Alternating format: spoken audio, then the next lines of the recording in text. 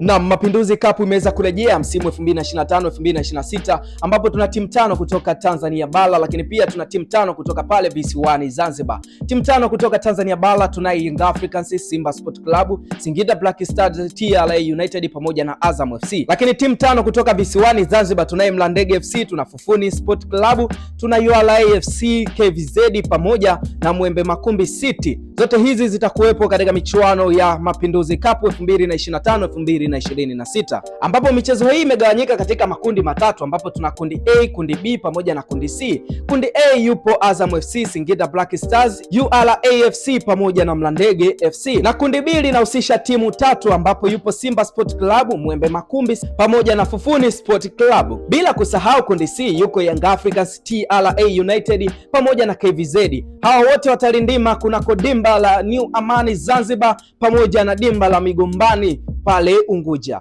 Langu jina Geoffrey Mwaine Soka, nikutakia wakati mwema, bye bye.